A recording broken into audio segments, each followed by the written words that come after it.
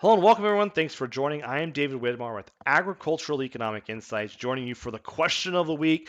And this week, we're covering three particular questions around the March Prospective Plantings Report. And this is always an important report. Gets a lot of attention, and of course, there's a lot of things that can happen after the report. The report itself can influence producers' decisions on the margin for those acres they haven't committed. The weather can always impact the report, but it's still a really important report to help us size up where the U.S. corn and soybean balance sheets might look like when we get through harvest and we start that new marketing year. So we have three questions. Each of these questions has an article behind it that helps support it and help you think through the uncertainty.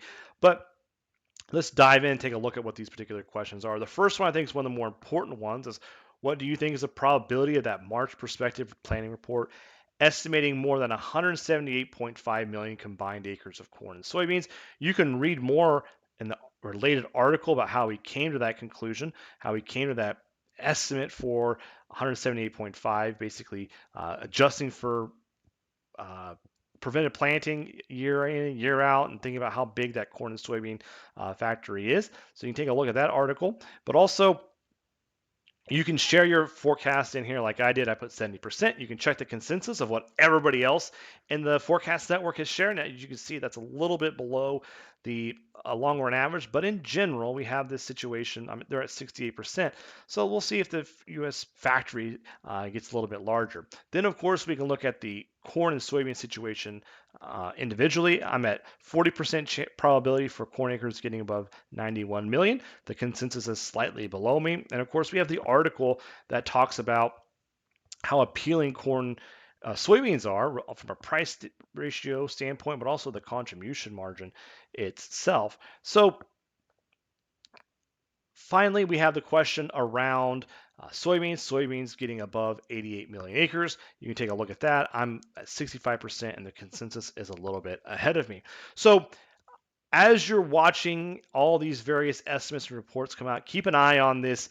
How big is the pie? This 178.5 million, and then you think about how that pie is allocated between corn and soybeans with all these various estimates. Again, as a recap, those of you new to the forecast network and the method, we think this is really important to helping individuals navigate uncertainty, and it works because of four important steps. The first one is we have to really get specific about the uncertainty we're talking about. So it's the probability of soybeans in this report being above this level, 88 million acres.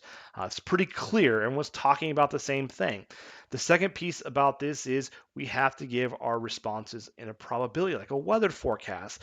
If we use ambiguous terms like, oh, it seems likely, oh, it's possible, no one ever means the same thing. But once you do those first two steps, you can start to learn from those around you, like we showed here in the Ag Forecast Network, where you can see the consensus. You can talk to those around you, those peers that you have in your neighborhood, in your community, or those trusted advisors that you work with.